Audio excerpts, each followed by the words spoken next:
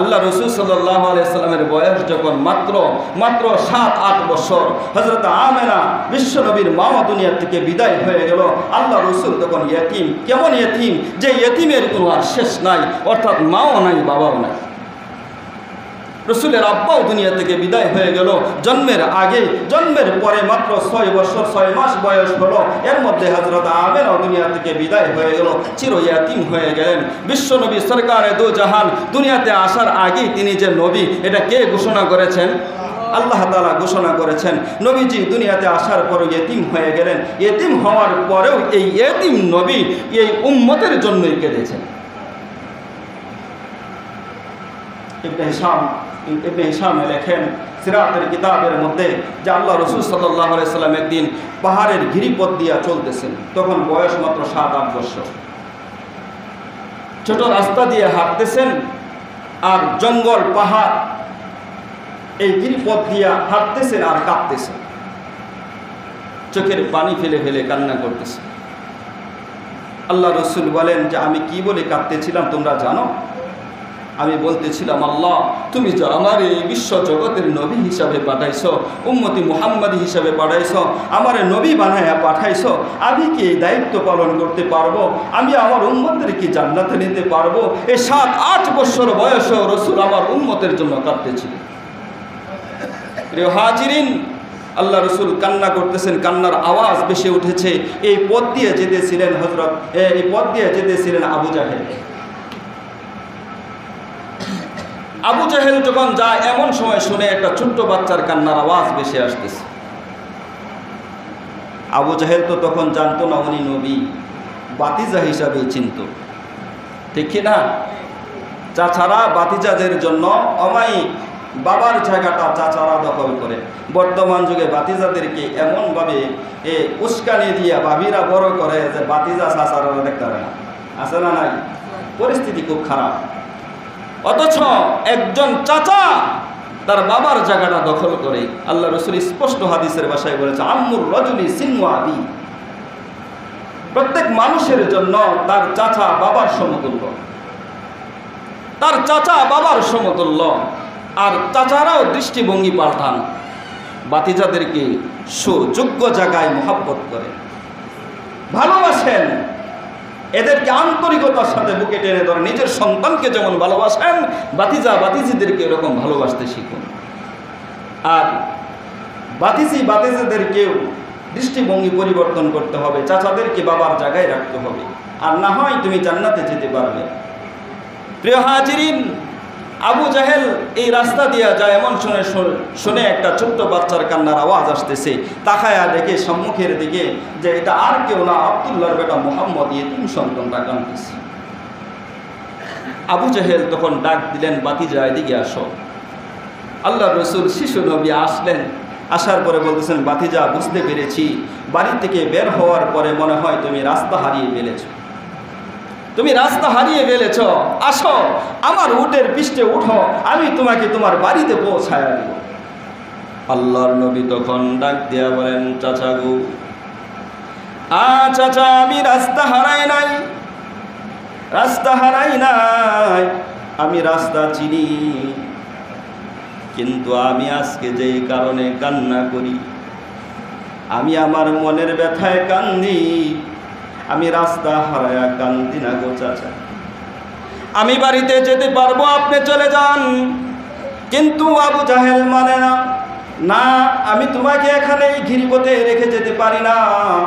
পাহাড় থেকে যদি কোনো বাঘ হিংস্র প্রাণী এসে তোমাকে খেয়ে ফেলে, আমি দেখে যাওয়া সত্ত্বেও মক্কার মানুষকে কি জবাব দিব?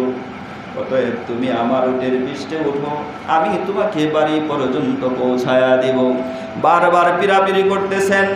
আল্লাহ রসুলকে পৃথিবীর সমস্ত প্রাণীরা চিনত, আল্লাহ রসুলকে পৃথিবীর সমস্ত গাছপালা চিনত, হিংস্র প্রাণীরা চিনত। আবু জাহেল যেমন তার মনের ভাব প্রকাশ করেছে, জঙ্গলার প্রাণী তোমাকে খেয়ে ফেলবে, আল্লাহর কসম খেয়ে বলি, শিশু নবীকে জঙ্গলার কোনো ভাগ, কোনো হিংস্র প্রাণী খাইতে পারে না, ঠিক না? কিন্তু বারবার ফিরাফিরি করতেছেন। এ মুহাম্মদ, তোমাকে যদি এনে রেখে যাই, আমার মন মানে না আসো, আমি তোমাকে বাড়িতে পৌঁছায়া দিব। আল্লাহ রসুল তখন আসলেন। আবু জাহেল উটের পৃষ্ঠে সম্মুখে বসে পিছনে আল্লাহ রসুলকে বসাইলেন। আবু জাহেল সামনে বসলেন, উটের পিছনে রসুলকে বসাইলেন। শিশু নবী মুহাম্মদুর রাসূলুল্লাহ সাল্লাল্লাহু আলাইহি সাল্লামকে বসাইলেন।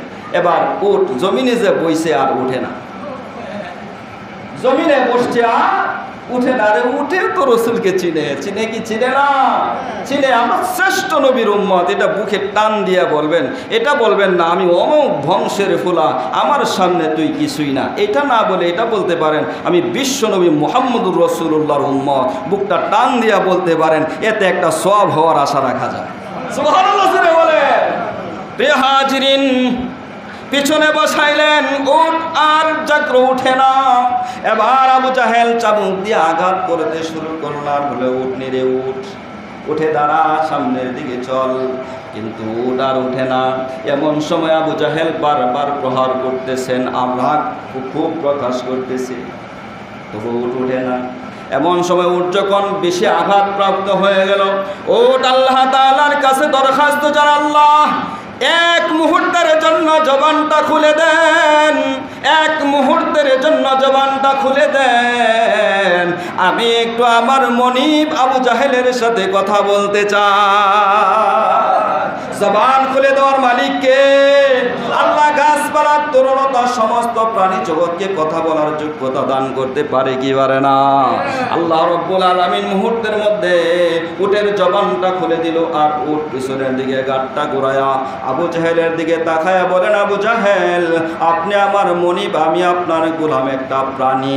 আমাকে মারতে মারতে যদি এই জমিন থেকে বিদায় করে দেওয়া হয়, এক কদম সামনের দিকে অগ্রসর হব না। আবু জাহেল বলেন, কারণটা কি? এবার উট ডাক দিয়ে বলে, কারণ শুধু একটা, যারে সৃষ্টি না করলে আল্লাহ আসমান বানাইতো না, জমিন বানাইতো না, পাহাড় পর্বত বানাইতো না, তুমি আবু জাহেলকেও বানাইতো না, আমি উটরেও বানাইতো না। তামাম পৃথিবীর মুহাব্বতে যারে সৃষ্টি করা হয়েছে, তারে তুমি রাখছো পিছনে আর তুমি বসছো সামনে। মরতে পারি রে আবু জাহেল, এক কদম সামনে যাব না যতক্ষণ পর্যন্ত নবী মুহাম্মদ রাসূলুল্লাহকে সামনে না বসাইবা। জোরে বলেন সুবহানাল্লাহ। আবু জাহেল তখন রসুলকে চিনছে কি চিনছে না? রে এটা সাধারণ ফুলা না, অসাধারণ। সাথে সাথে পিছন থেকে টান দিয়া সামনে বসাইছেন। বসাইতে দেরি হয়েছে, উট লাফ দিয়া দাঁড়াইতে দেরি হয়েছে না। এবার ওর সামনের দিকে যায় আর আবু জাহেলকে ডাক দিয়ে বলে, আবু জাহেল আর মারতে হবে না, আমাকে দাঁড়াইতে বলতে হবে না। এবার আমি সামনের দিকে যাচ্ছি। উট বড় আনন্দের সাথে সামনের দিকে যায়। সামনে যদি কোনো টিলা পরে লাফ দিয়ে পার হয়ে যা, এবার আনন্দের সাথে বিশ্ব নবীরে নিয়া সামনের দিকে অগ্রসর হয়। সামনের দিকে অগ্রসর হয় আর বলে, আবু জাহেল, বিশ্ব নবীরে চিন্নাল, তিনি হলেন আখির জামানার পয়গম্বর মুহাম্মদুর রাসূলুল্লাহ। নিয়ে গেলেন বাড়ির সামনে, বসাইতে বলতে হয় নাই, অটোমেটিক বসে গেছে, রসুল নাই বসছে। আমরা হলাম সেই নবীর উম্মত। জোরে বলেন সুবহানাল্লাহ। আল্লাহ রাসূল বলেন, আনা খাতামুন নাবিয়্যিন লা নাবিয়্যা বাদি, আমি শেষ নবী, আমার পরে আর কোন নবী এই জমিনের মধ্যে আগমন করবে না। বলেন মারহাবা। কিন্তু যারা এই জমিনের মধ্যে আল্লাহ রাসূলের স্থলাভিষিক্ত হতে চায়, নবীর পরে নবী দাবি করতে চায়, তার মধ্যে এক নম্বর হলো কাদিয়ানি, গোলাম আহমদ কাদিয়ানি। নবীর পরে নবী দাবি করে বইছে। আমরা স্পষ্ট ভাষায় বলতে চাই, গোলাম আহমদ কাদিয়ানি তো নবী না, নবীর জুতা টানা গোলামও হতে পারবে না, বরং সে একজন কাট্টা কাফের। জুড়ে বলেন ঠিক কিনা? নবীর পরে নবী নাই। বাংলাদেশের সব জায়গায় সংসদ সদস্য থেকে শুরু করে সব জায়গায় আইন ছায়, কারণ নবী তো বলেছেন আমি শেষ নবী, আমার পরে আর কোনো নবী আসবে না। অতএব সেই গোলাম আহমদ কাদিয়ানির অনুসারী যারা, তাদের পক্ষে কথা বলে যারা, তারা সবাই কাফের, তার মধ্যে কোনো সন্দেহ নাই। ঠিক না? সম্মানিত হাজিরিন, এই জন্য গোলাম আহমদ কাদিয়ানির জাতি যে নফাই ভাই, এদেরকে দাম দুলাই দেওয়া দরকার। রাম দুলাই দেওয়া দরকার। আরে কয়টা মানুষ তোরা জড়ো হয়েছিস বেড়া? বাংলাদেশের মুসলিম জনতা যদি প্রস্রাব করে দেয় তাও প্রস্রাবের ফেনার সাথে বঙ্গোপসাগরে বাইচা যাবি, এরপরে তোরা নবী দাবি করস। কত বড় হারামজাদা দেখেন, তার মৃত্যুটা পর্যন্ত হয়েছে লেফটিনো গিয়া। এই গোলাম আহমদ কাদিয়ানি যিনি নবী দাবি করছেন, এর মরণ কয়েছে জানেননি? পুরা ইতিহাস জানেন না। এ গেছিল অসুস্থ অবস্থায়, লেফটিনো পায়খানা করতো, যায়া দেহে ওই লেফটিনের মধ্যে মইরা রয়েছে, পায়খানা আতায় হইতে না হে মুহে মাইখা দিছে। হ্যাঁ বিলে আবার নবী। হ্যাঁ যদি নবী হইতো আল্লাহ পবিত্র জায়গায় মরণ দিত, কিন্তু আসলে নবী না। জুড়ে বলেন ঠিক কিনা? আমাদের এক শায়েখ ছিল আতাউল্লাহ বুখারী রহমতুল্লাহ আলাই, উনি ওনার সাথে বহস করেছেন। উনি বলেন, সে বলতেছে আমার নাম হলো গোলাম আহমদ কাদিয়ানি। আমি আল্লাহ, আমাদের নবীর আরেকটা নাম আছে আহমদ, আছে না? মুহাম্মদ আহমদ। সে বলতেছে আমার নাম হলো গোলাম আহমদ কাদিয়ানি। আমি গোলাম বাদ দিলাম, আহমদ রাখলাম, কাদিয়ানিও বাদ দিলাম, তাহলে আমি একজন নবী। হ্যাঁ, কি দাবি করছে? নবী দাবি করছে। আমাদের আকাবিরে দেওবন্দের পক্ষ থেকে একজন শায়েখ ছিলেন, সর্বোচ্চ মাফের আলেম, বুজুর্গানে দিন, তিনি ছিলেন আতা আল্লাহ বুখারী রহমতুল্লাহি আলাই। উনি বলেন আমার নাম হলো আতা আল্লাহ বুখারী, আমি আজকে থেকে আতা বাদ দিলাম, আল্লাহ রাখলাম। আমি আল্লাহ ঘোষণা দিতেছি, তোর মতন বেদবরে আমি নবুয়াতি দেই নাই। জবাবটা দেখছেন? আসলে যেমন মুগুর এমন কিল। সম্মানিত হাজিরিন, এই জন্য কিছু কিছু বেদাতি এবং কিছু কিছু আল্লাহর নাফরমান বান্দা এমন আছে, তাদের মোকাবেলা না করলে জমিনে দিন টিকে থাকবে না। জোরে বলেন ঠিক না? এই জন্য চুপ করে থাকার সুযোগ নাই, সময় নাই। যখনই দেখবেন কোনো বাতিল তার বাতিলি জানটা নিয়ে দাঁড়ায় গেছে, আপনি হকের জানটা নিয়ে দাঁড়ায় যাবেন, আল্লাহর কসম আপনার সামনে সে নিপাত হয়ে যাবে। কারণ আল্লাহ কি বলেছেন? ওয়াকুল জাল হক ওয়া যাহাকাল বাতিল ইন্নাল বাতিলা কানা যাহুকা। হক এসেছে, বাতিল দুর্বৃত হয়ে যাবে, আর বাতিল তো দুর্বৃত হওয়ারই জিনিস। ঠিক না? এজন্য হকের আওয়াজ তুলবো তো ইনশাআল্লাহ, হকের কথা বলবো তো ইনশাআল্লাহ, কোরআন হাদিসের পক্ষে থাকবো তো ইনশাআল্লাহ, ইসলামী হুকুমতের পক্ষে থাকবো তো ইনশাআল্লাহ। আল্লাহ তাআলা কবুল করুন, আমিন।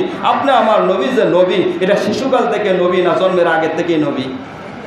জন্মের আগের থেকেই নবী। কারণ হলো কি, সমস্ত কিতাবের মধ্যে আমাদের নবীর পূর্বে যত নবী আসছে তাদের কাছে সহিফা, বড় বড় কিতাব নাজিল হয় না। সেই কিতাবের মধ্যে তো নবীজির নাম ছিল, আখির জামানার নবীর নাম হবে মুহাম্মদুর রাসূলুল্লাহ সাল্লাল্লাহু আলাইহি ওয়াসাল্লাম। সম্মানিত হাজিরিন, আল্লাহ রসুলের বয়স যখন 8-9 বছর, তখন তো বাবা নাই, মা নাই, তখন চাচার সাথে চলতেন বেশি। দায়িত্ব গ্রহণ করেছেন দাদা খাজা আব্দুল মুত্তালিব। কিন্তু আব্দুল মুত্তালিবের 7 ছেলের মধ্যে আরেকটা ছেলে ছিল খাজা আবু তালেব। আবু তালেব রসুল করিম সাল্লাল্লাহু আলাইহি ওয়াসাল্লাম যথেষ্ট ভালোবাসতেন, আবু তালেবের সাথেই বেশি চলতেন।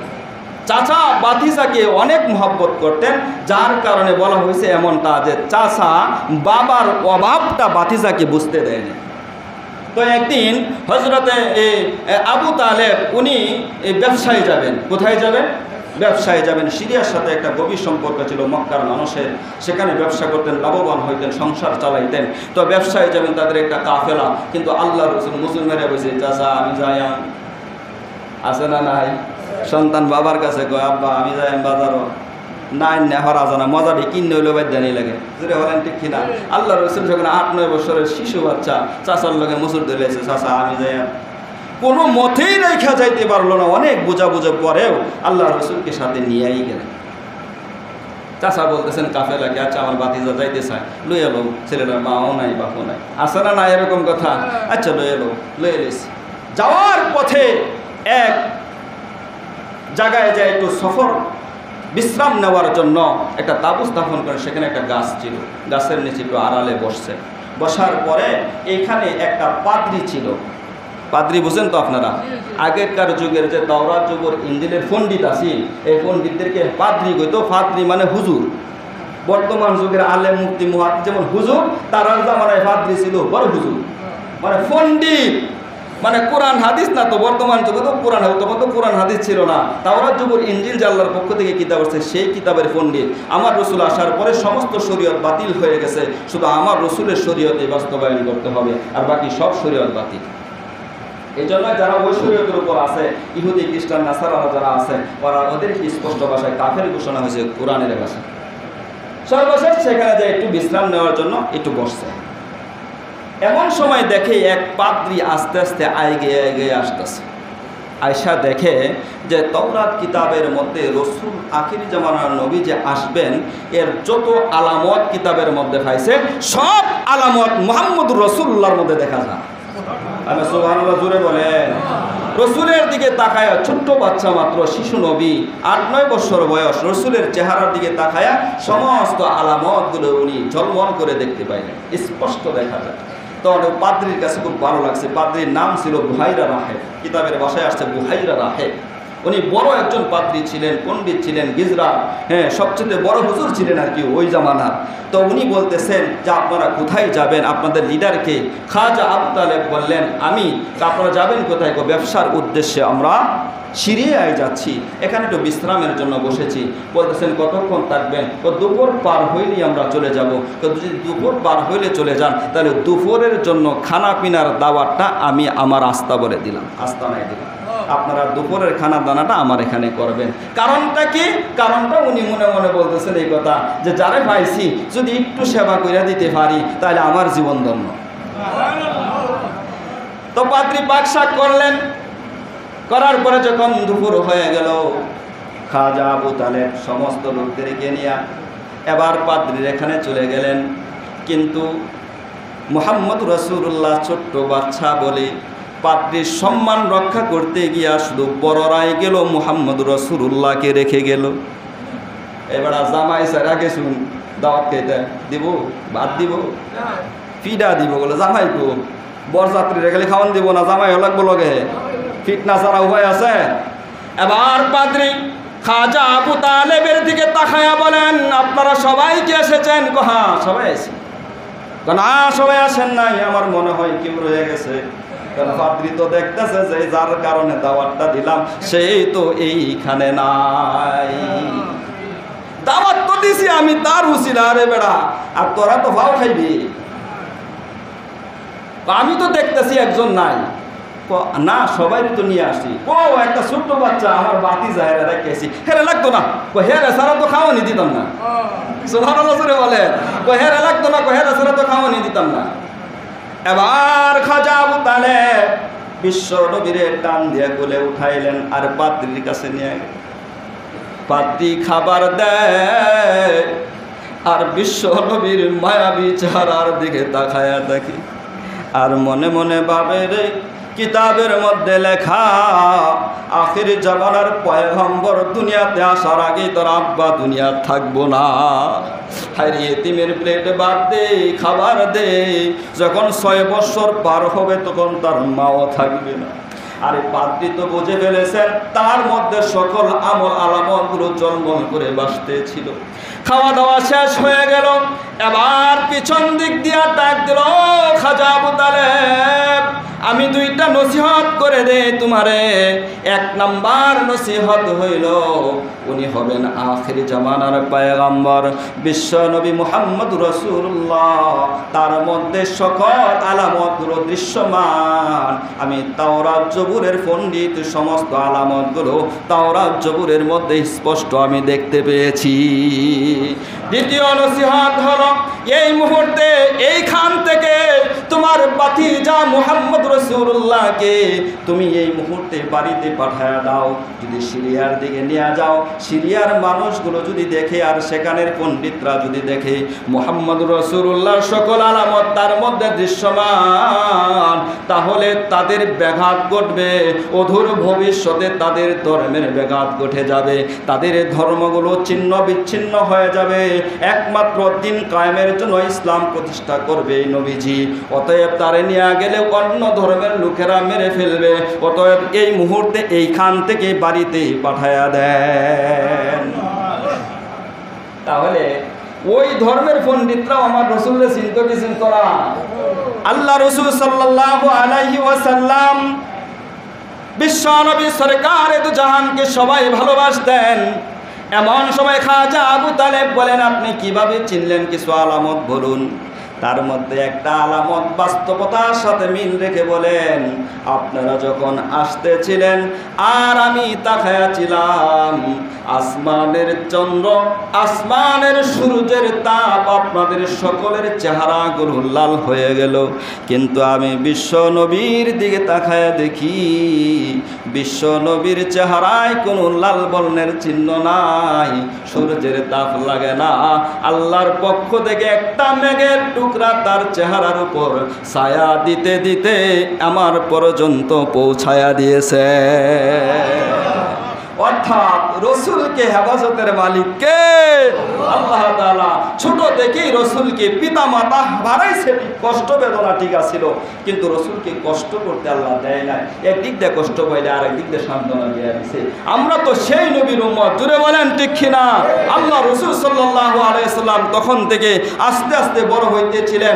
যখন 12-13 বছর হইল, তখন থেকে আল্লাহ রসুলের মধ্যে এমন এমন এমন কিছু আলামত প্রকাশিত হইল যে মক্কার সমস্ত মানুষ রসুলের দিকে তাকায় বলতেন, তিনি তো আল আমিন। তিনি কি? আল আমিন। আল আমিন অর্থ বিশ্বাসী। আল্লাহ রসুল বিশ্বাসী ছিলেন। আল্লাহ রসুলের আখলাক চরিত্র দিক দিয়া সর্বোচ্চ পদস্থ ছিলেন। আল্লাহ রসুল সাল্লাল্লাহু আলাইহি ওয়াসাল্লামের লেনদেন মুআমালাত মুআশারাতের দিক দিয়া সর্বদিক দিয়া শ্রেষ্ঠ ছিল।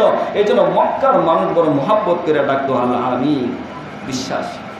হাজিরিন, এরপর থেকে আরো আলোচনা চলতে থাকবে ইনশাআল্লাহ। শুনতে রাজি আছেন তো? এই আলোচনাগুলোর নামে হলো মিলাদুন নবী।